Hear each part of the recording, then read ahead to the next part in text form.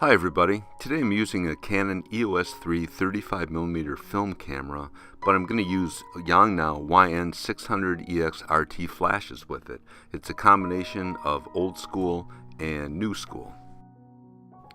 All I'm doing is shooting a simple still life today. I'm really concentrating on the wooden block and the old tools. What I'm looking for in particular is capturing the surface textures.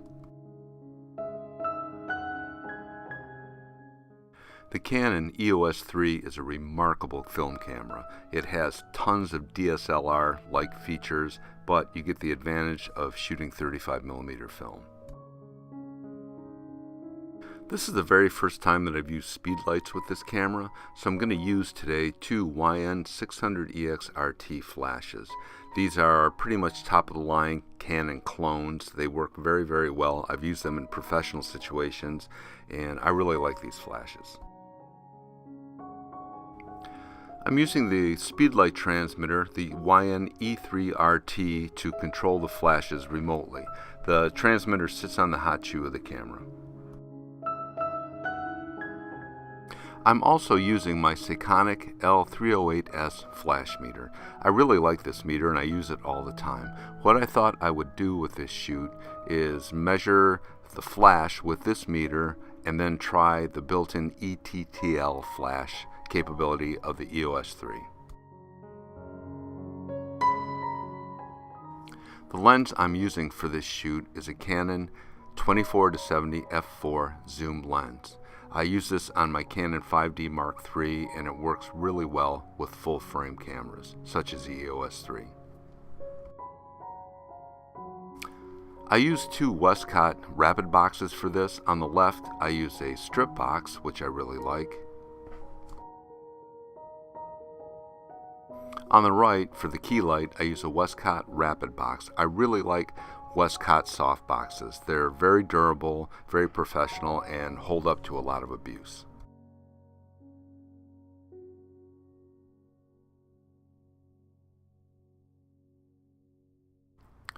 As I said before, I'm really trying to capture the surface texture of the wooden block and the old tools. They're very grainy, very grungy, and I'm hoping it comes out really well in black and white.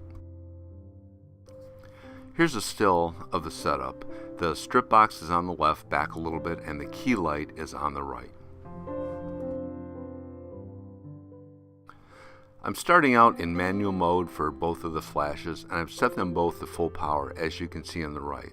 They're both set to 1:1 for the A and B channels. That's full power on both, and that's where I'll take my initial flash meter measurements.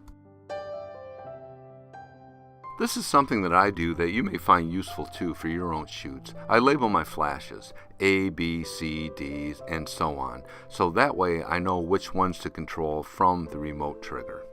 This one's labeled B for the secondary light, and of course the key light is labeled A. Well, this is my first reading on the flash meter. You hold it up to your subject towards the flashes, fire the flashes, and see what you get. The film speed is ISO 400, so you set that. I wanted to keep the shutter speed around 125, and this reading came out f18, which is a little high. I moved the lights around a little and it came out actually worse, f25, which is certainly not attainable since the lens goes up to f22. I don't want that high of an f-stop anyways. What I want to have is the background a little fuzzy, so I'm looking for something around f8 or so.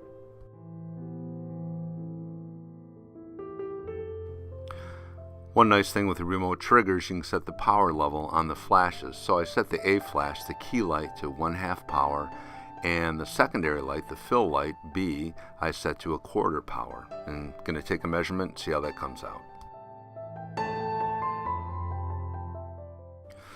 Okay, and the next measurement came out f9, which is kind of the neighborhood I was looking for, so I figured I'd go with that. I shot today with Ilford HP5 Plus at ISO 400, and I developed the film in Ilford Ilfosol 3, which I really like this developer, and I like the film too. I'm generally a Tri-X user, which is at ISO 400, but I'm kind of starting to lean towards the Ilford HP5. To develop the film, I use my old Brooks stainless steel tank. It's very simple, lasts forever. I've had this around 30 years, so it's pretty much indestructible. I'm not real religious about whether you use plastic or stainless steel. I just had this and have had good luck with it. Well, here's the negatives sitting on my light table, ready to be photographed. What I do is I photograph all my negatives. I don't scan them in. I prefer doing it that way, and I shoot them in RAW mode with my Canon 5D Mark III. That way you can really manipulate the images in Lightroom or Photoshop. And as I said earlier, I'll have a full tutorial on how I do this in the near future.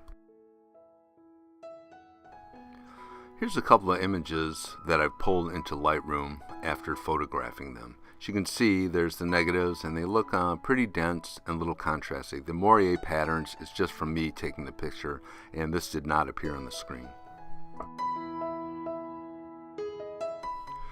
Alright, here are the developed pictures, and they really came out good, I think. They exceeded my expectations. I got the grain and the contrast that I wanted, the grittiness of the tools, and the grittiness of the wooden block really came out well. I'm starting to get a lot of respect for Ilford HP5, especially developed with Ilfocell 3. As again I stated, I'm primarily a Tri-X user. I've used it forever for 35mm film, but I'm really considering converting over to HP5 in the future.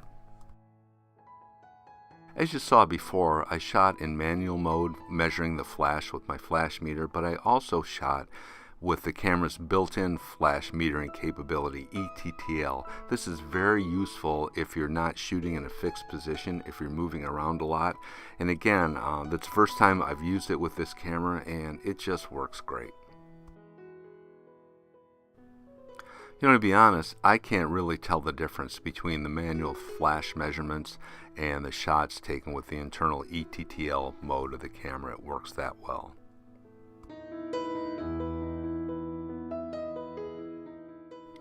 Well, again, here's the EOS 3, and I'll tell you, I cannot recommend this camera enough. It is one of my favorite cameras, if not my favorite 35mm film camera.